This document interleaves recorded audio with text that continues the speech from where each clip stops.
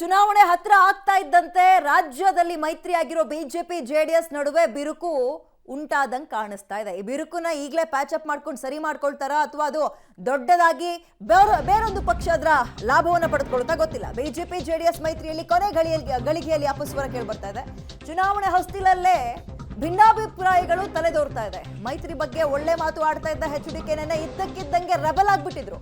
JDS core committee ಸಭೆಯಲ್ಲಿ ದಳಪತಿಗಳು ಅಸಮಾಧಾನವನ್ನ ವ್ಯಕ್ತಪಡಿಸ್ತಾ ಇದ್ದಾರೆ. ನಾವೇ ಮೈ ಮೇಲೆ ಬಿದ್ದೋದಂಗೆ ಅನ್ನಿಸ್ತಾ ಇದೆ ನಮಗೆ.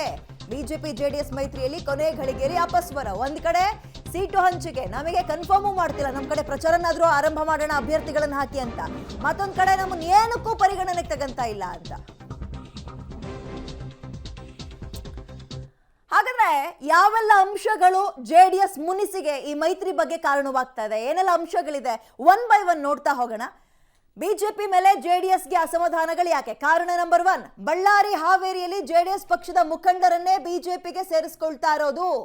ನಮ್ ಜೊತೆ ಮೈತ್ರಿ ಅಂತ ಹೇಳ್ಕೊಂಡು ಒಳಗೊಳಗೆ ಈ ರೀತಿ ಆಟ ಆಡ್ತಾ ಇದ್ದೀರಾ. ಕಾರಣ ನಂಬರ್ 2, ಯಡಿಯೂರಪ್ಪ ವಿಜಯೇಂದ್ರ ಜೆಡಿಎಸ್ ನಾಯಕರುಗಳನ್ನ ಪರಿಗಣಿಸ್ತಾ ಇಲ್ಲ. ಇಲ್ಲಿ ಯಾವುದೇ ಸಮಾವೇಶ ಆದ್ರೂ ನಮ್ಮನ್ನು ಕರೀತಾ ಇಲ್ಲ.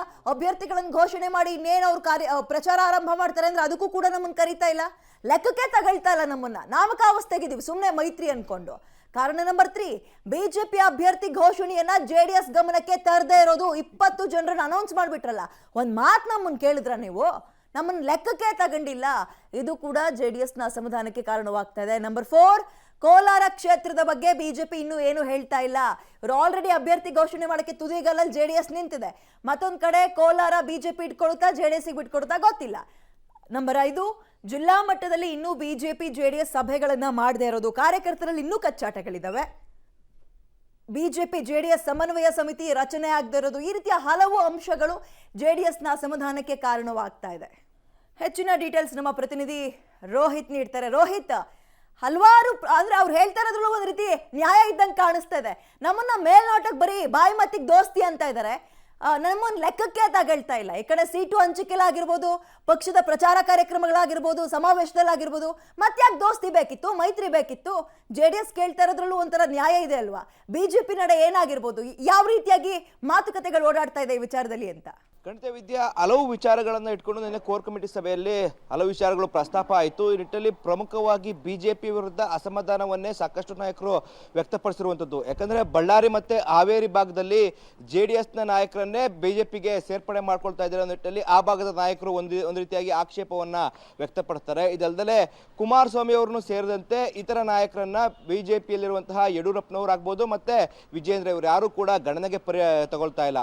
ಇದು ಕೂಡ ಪ್ರಮುಖವಾದಂಥ ವಿಚಾರ. ಆದರೆ ಇನ್ನೊಂದು ಕಡೆ ಈಗಾಗಲೇ ಹಾಸನ ಸೇರಿದಂತೆ ಹಲವು ಜಿಲ್ಲೆಗಳಲ್ಲಿ ಬಿಜೆಪಿಯ ಒಂದಷ್ಟು ನಾಯಕರೇ ಕೂಡ ಡ್ಯಾಮೇಜಿಂಗ್ ಸ್ಟೇಟ್ಮೆಂಟ್ ನೀಡ್ತಾ ಇದ್ದಾರೆ. ಅದರಲ್ಲೂ ಕೂಡ ಹಾಸನದಲ್ಲಿ ಪ್ರೀತಮ್ ಗೌಡ ಅವರು ಸಾಕಷ್ಟು ಬಾರಿಯಾಗಿ ಜೆಡಿಎಸ್ ವಿರುದ್ಧವೇ ಕೂಡ ವಾಗ್ದಾಳಿಯನ್ನು ಮಾಡ್ತಾ ಇದ್ದಾರೆ. ಈ ಬಗ್ಗೆ ಒಂದಷ್ಟು ಸಭೆಗಳನ್ನು ಮಾಡಿ ಇದ್ದಂತಹ ಎಲ್ಲ ಒಂದು ವಿಚಾರಗಳನ್ನು ಬಗೆಹರಿಸ್ಕೊಳ್ಳುವಂಥ ವಿಚಾರಗಳನ್ನು ಮಾಡ್ಕೋಬೇಕಾಗಿತ್ತು. ಆದರೆ ಇದುವರೆಗೂ ಕೂಡ ಬಿಜೆಪಿ ಅದು ಯಾವುದೇ ರೀತಿಯಂಥ ಕೆಲಸಗಳನ್ನು ಮುಂದಾಗಿಲ್ಲ. ಇದಲ್ಲದೆ ಕೋಲಾರದ ವಿಚಾರವನ್ನು ಇನ್ನೂ ಕೂಡ ಬಹುತೇಕ ಖಚಿತವನ್ನು ಮಾಡಿಲ್ಲ. ಏನು ಮಾಡ್ತೀವಿ ಅಂತೇಳಿ ಸಹ ಬಿಜೆಪಿ ಇದುವರೆಗೆ ಜೆಡಿಎಸ್ಗೆ ಹೇಳಿಲ್ಲ.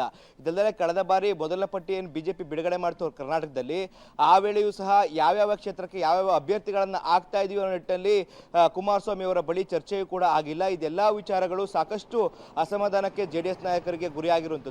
ಈ ನಿಟ್ಟಿನಲ್ಲಿ ನಿನ್ನೆಯೂ ಸಹ ಈ ಬಗ್ಗೆ ಚರ್ಚೆ ಆಯಿತು. ಇದಾದ ಬಳಿಕವಾಗಿ ಕುಮಾರಸ್ವಾಮಿ ಅವರು ಈ ಬಗ್ಗೆ ನಾನು ನಿನ್ನೆ ಸಹ ಬಿಜೆಪಿ ವರಿಷ್ಠರ ಗಮನಕ್ಕೆ ನಾನು ತಂದಿದ್ದೀನಿ, ಅವೆಲ್ಲವನ್ನೂ ಕೂಡ ಗಮನದಲ್ಲಿ ಇಟ್ಕೊಂಡು ಬಗೆಹರಿಸ್ತಾರೆ ಅಂತೇಳಿ ಅನ್ಕೊಂಡಿದ್ದೀವಿ ಅಂತೇಳಿ ಸಭೆಯಲ್ಲಿ ಹೇಳ್ತಾರೆ. ಒಂದು ವೇಳೆ ಬಿಜೆಪಿ ತತ್ಕ್ಷಣವಾಗಿ ಈ ಎಲ್ಲ ಡ್ಯಾಮೇಜ್ ಕಂಟ್ರೋಲ್ಗೆ ಮುಂದಾದಂಥ ಸಂದರ್ಭದಲ್ಲಿ ಮಾತ್ರ ಮುಂದೆ ಇವರಿಬ್ಬರ ಸ್ನೇಹ ಅಂದರೆ ಮೈತ್ರಿಯ ಈ ಒಂದು ಚುನಾವಣೆ ಸುಸಲಿತವಾಗಿ ನಡೆಯುತ್ತೆ. ಅದಲ್ಲದೆ ಕೂಡ ಇದೇ ರೀತಿಯಾದ ಡ್ಯಾಮೇಜನ್ನು ಮುಂದುವರಿಸ್ಕೊಂಡು ಹೋದಂಥ ಸಂದರ್ಭದಲ್ಲಿ ಚುನಾವಣೆಯಲ್ಲಿ ಸಾಕಷ್ಟು ಪೆಟ್ಟು ತಿನ್ನುವಂತಹ ಸಾಧ್ಯತೆ ಎರಡೂ ಪಕ್ಷಗಳಿಗೂ ಇದೆ. ಅದರಲ್ಲೂ ಮೇಜರ್ ಆಗಿ ಹಳೆ ಮೈಸೂರು ಭಾಗದಲ್ಲಿ ಬಿಜೆಪಿಗೆ ಎದುರಾಗುವಂತಹ ಸಾಧ್ಯತೆ ಕೂಡ ದಟ್ಟವಾಗಿ ಕಾಣ್ತಾ ಇದೆ ವಿದ್ಯಾ. ಎಸ್, ಥ್ಯಾಂಕ್ ಯು ರೋಹಿತ್ ತಮ್ಮೆಲ್ಲ ಡೀಟೇಲ್ಸ್ಗೆ. ಒಂದ್ ರೀತಿ ಬೇಗ ಬಿಟ್ಟಿ ಸ್ನೇಹ ಆದಂಗಾಗಿದೆ, ನಮಗೆ ಮುಜುಗರ ಆಗ್ತಾ ಇದೆ ಅಂತ ಜೆಡಿಎಸ್ ನೇರವಾಗಿ ಅದನ್ನ ಬಿಜೆಪಿಗೆ ಮುಟ್ಸೋ ಪ್ರಯತ್ನಗಳನ್ನ ಮಾಡ್ತಾ ಇದೆ. ಬಟ್ ಜೊತೆಗೆ ಹಳೆ ಮೈಸೂರು ಭಾಗಕ್ಕೆ ಮಾತ್ರ ಮೈತ್ರಿಯನ್ನು ಸೀಮಿತ ಮಾಡಬೇಡಿ. ನೀವು ಮೈತ್ರಿ ಮಾಡ್ಕೊಂಡಿರೋದು ಇಡೀ ರಾಜ್ಯಾದ್ಯಂತ ಪ್ರತಿ ಕ್ಷೇತ್ರಕ್ಕೂ ಕೂಡ ಮೈತ್ರಿ ಅಪ್ಲೈ ಆಗತ್ತೆ. ಕೇವಲ 2-3 ಕ್ಷೇತ್ರಕ್ಕೆ ನಮ್ಮನ್ನ ಕಟ್ ಹಾಕೋ ಪ್ರಯತ್ನ ಮೈತ್ರಿ ಹೆಸರಲ್ಲಿ ನೀವು ಮಾಡಬೇಡಿ ಅನ್ನೋ ಸ್ಟ್ರಾಂಗ್ ಸಂದೇಶವನ್ನಂತೂ ಜೆಡಿಎಸ್ ಕೊಟ್ಟ ಹಾಗೆ ಕಾಣಿಸ್ತಾ ಇದೆ.